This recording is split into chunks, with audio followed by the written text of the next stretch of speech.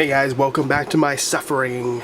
Here is dollar store food reviews, and today we have exotic foods, chicken tikka masala with cumin pilaf, marinated boneless chicken simmered in a creamy tomato gravy, served with cumin flavored basmati rice. And well, this thing wasn't there yesterday. The receipt or something got stuck on it and kind of pulled off some of the design, but so it looks, worse than it would have normally. So here we have the chicken tikka masala with the little sprig of parsley, which I'm betting that the actual dish won't have, and kind of blurred out pictures of tomatoes, onions, and garlic, maybe?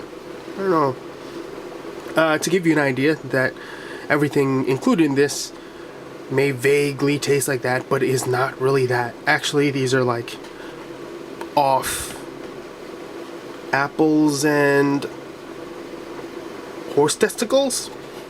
I don't know. Anyway, so nothing interesting here.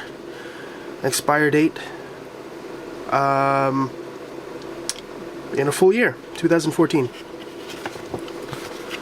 Okay, chicken tikka.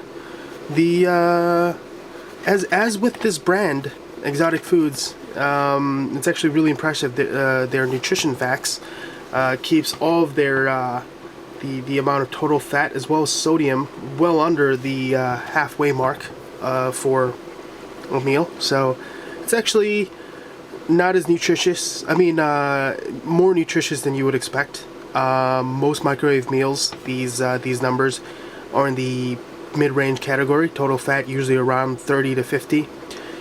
Sodium usually between 30 and 50 again.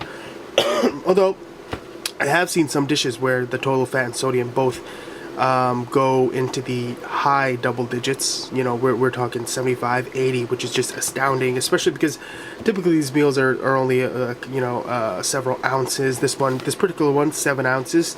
You're not getting a lot of food for your money. Another impressive thing is that they decide to lie on the packaging.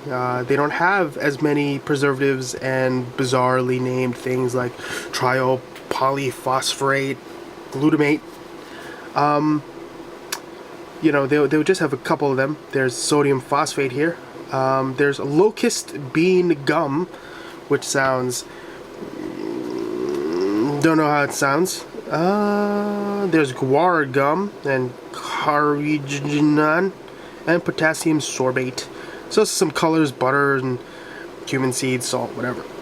Alright. Distributed by Ethnic Foods Incorporated, New York. Don't know what to think about that.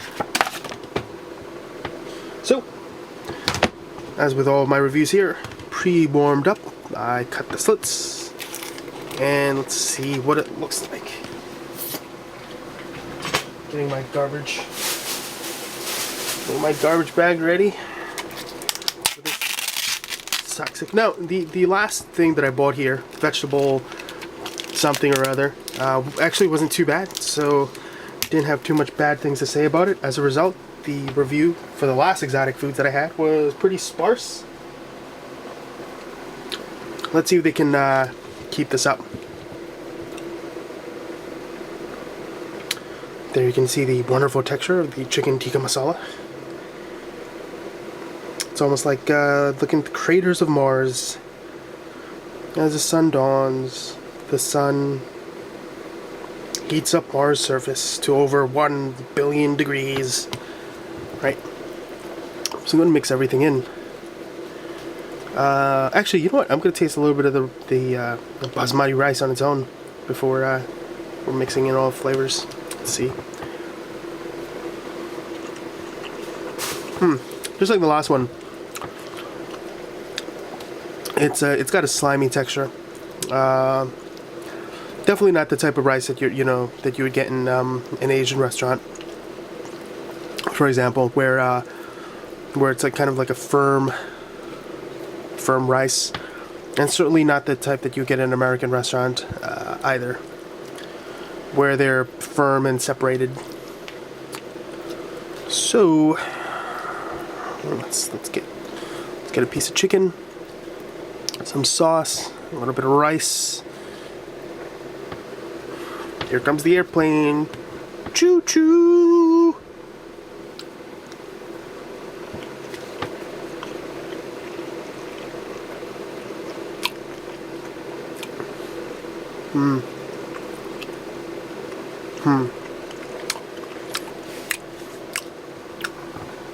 Alright, well, first opinions, once again, the sauce that these guys make actually isn't all that bad.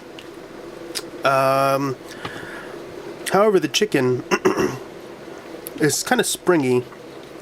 Not as springy as the chicken pot pie that I had a review of, but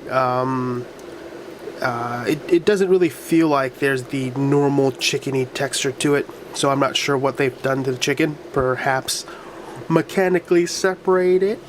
But yeah, I mean, once again, the sauce really isn't that bad, and not too far from what you may find from an actual curry house here in America, or at least here in New York. It is less spicy, I think, than it would normally be in a restaurant. I don't know. Maybe they've came to some kind of algorithm that decided Americans don't really want a hot curry. They just want a curry just to pretend that they can eat hot foods. I don't know. But we're gonna have one more piece of chicken to attempt to find out whether it was just my piece of chicken that I ate that was springy. But yeah, so there's three pieces of three chunks of chicken here, about the size of it, a little bit smaller than a chicken nugget. But for $1.29, I don't know, what do you expect? Alright.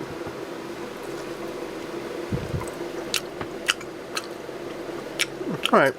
This one's still springy, but see if we can focus in on that. You can tell there's texture to the chicken, and it looks like it was actually chicken. So, you know, once again, kind of disappointing myself here to say that this actually isn't all that bad. I was really hoping to get on the case of these guys, and but you know, once again, for some reason I can't fault them. The fat value, while not ideal, is probably one of the best that I've ever seen for a microwave meal, and it's really not as disgusting as I hoped, which is a weird thing.